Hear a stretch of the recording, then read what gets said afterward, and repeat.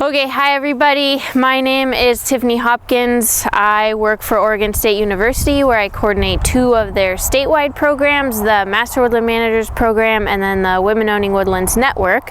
Today I am here to teach you one of my favorite workshops and something that people really enjoy. One of the workshops that I teach, it's a greenery arrangement. So the goal is to make a beautiful greenery arrangement out of things that you can find in your woodlands.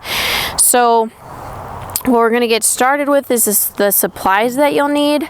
Some loppers, which most of you have, some sort of container, which you could probably find around the house. The only thing you might not have is this Floral Oasis.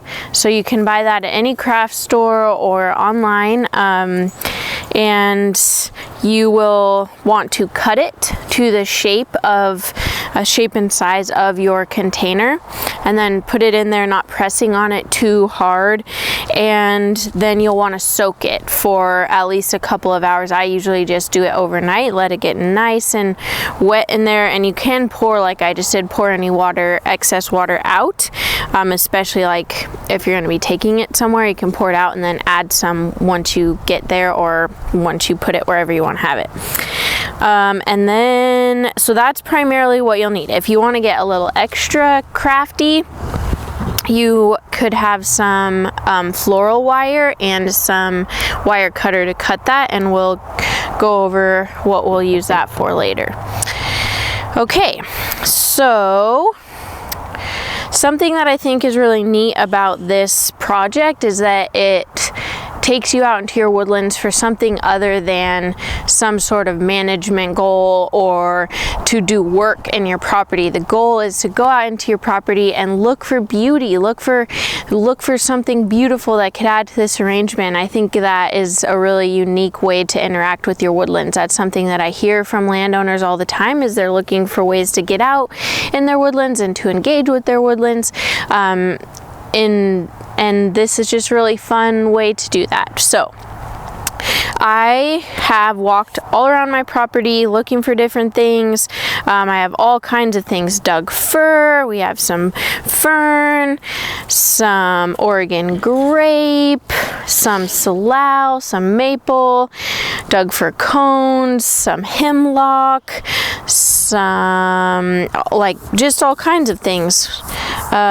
Whatever you see out there that you think you want to include, just cut little pieces of it and bring it in.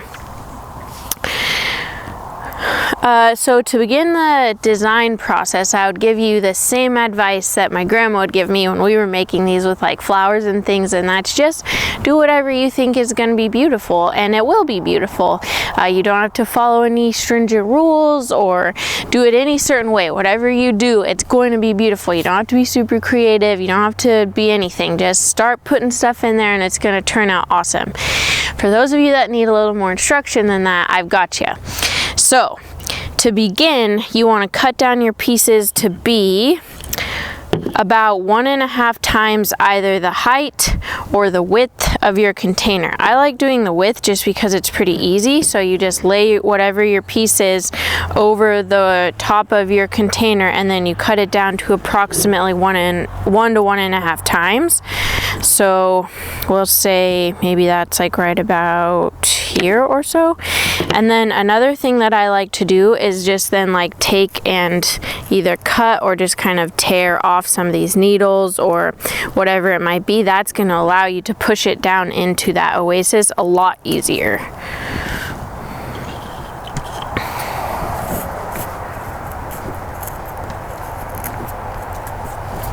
And then also I like to just like trim up anything like that so it's kind of at a little diagonal point. That'll help it absorb water better and make it easier to put in there.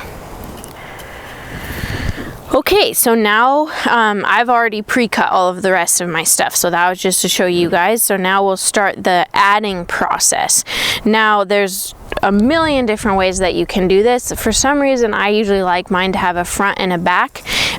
If you are going to use it as like a centerpiece and you want it to be have like all the same around, you'd take a little bit different of an approach. But I'm going to probably end up making mine with the front and back. I don't know why, I always just end up doing that. So I kind of like to start with something that I think will be like a cool background piece, and I just add that. I'll kind of face it towards you guys. So like for me, doing a front and a back, this would be the front and this would be the back. So after that piece, if you want it to be kind of more professional, what you want to do is start with your heaviest foliage and then work your way to your lighter foliage,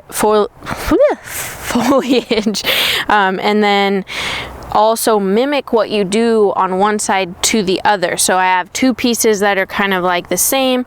I will put one in that side and one in that side, so it's like the same for each side. See what I'm saying? You're mirroring each of those things.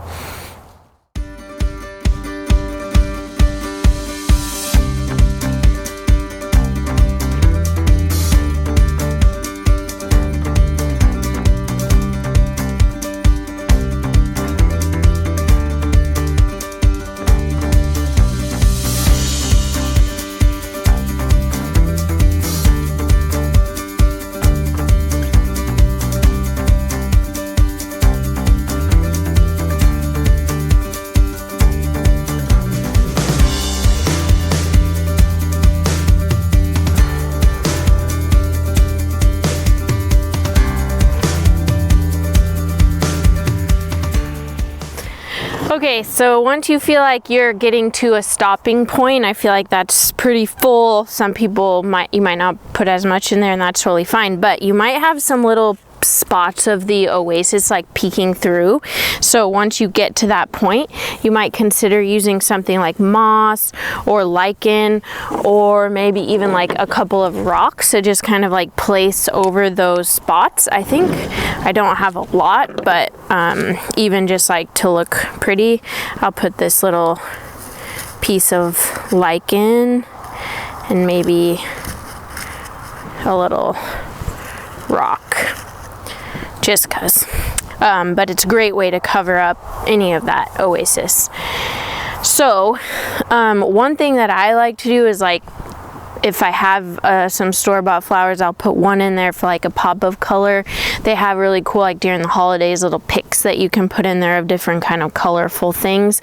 One thing that you can do if you want to be like more just from your woods type of stuff, you can take a piece of this floral wire and cut it, and then take like a Doug fir cone or any kind of cone and wrap it around some of the bracts of the lower part of the cone,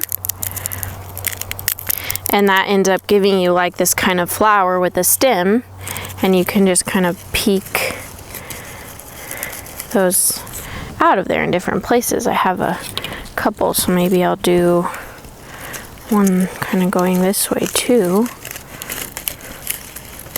And yeah, you can just kind of play around with it. So I'm pretty happy with the way that turned out. I think it looks beautiful.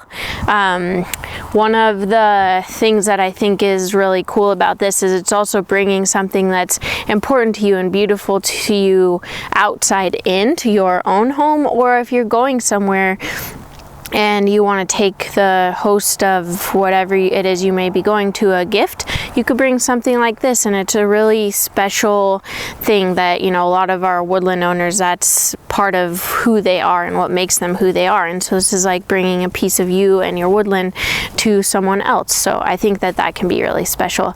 I really hope that you enjoyed this tutorial, and happy creating. Thanks.